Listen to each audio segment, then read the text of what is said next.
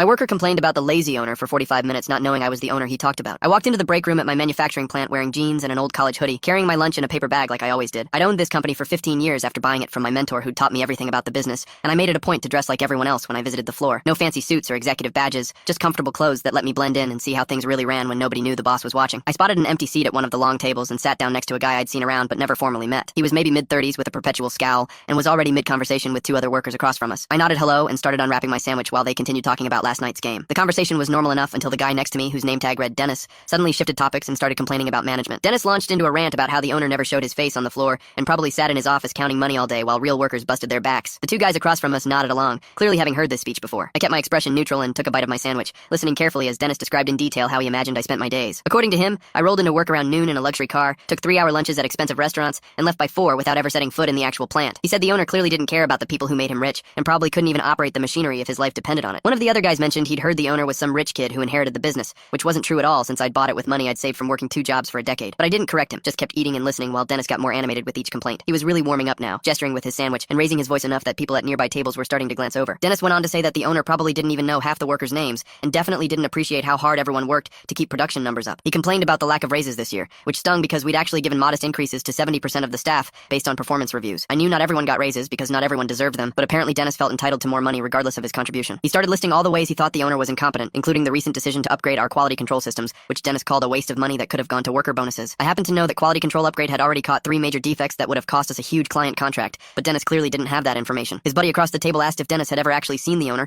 and Dennis snorted and said he wouldn't recognize him if he walked right past him in the hallway. The irony wasn't lost on me as I sat there 6 inches from his elbow, drinking my water and letting him continue. The rant continued for another 10 minutes as Dennis described how he'd been working at the plant for 8 months and had never once received recognition for his contributions. He said he worked harder than anyone else on his line, and that the owner probably didn't even know his name or care about his excellent attendance record. I made a mental note to check Dennis's file later, because I had a feeling his version of events might not match reality. One of the other workers tried to change the subject, but Dennis was on a roll now, complaining about the break room coffee being cheap and the parking lot needing repaving, and a dozen other issues, both valid and petty. Some of his complaints were actually fair points that I'd already been working on with my operations manager, but others were just whining about normal workplace inconveniences that every company dealt with. Dennis declared that if he ever met the owner face to face, he'd tell him exactly what he thought about how the place was being run, and that someone needed to give the boss a reality check about what actually happened on the floor. The two guys across from us were starting to look uncomfortable now, probably sensing that Dennis was going too far, but he didn't pick up on their body language at all. I finished my sandwich and wadded up the paper bag, still not saying anything while Dennis pivoted to complaining about the company's safety protocols. He called them overkill, and said the owner was probably just worried about lawsuits rather than actually caring about worker safety. This one particularly annoyed. Scan the QR code to download TikTok. The subsequent story endings are explosive and full of hidden surprises waiting for you. You can also get rewards by creating a new account.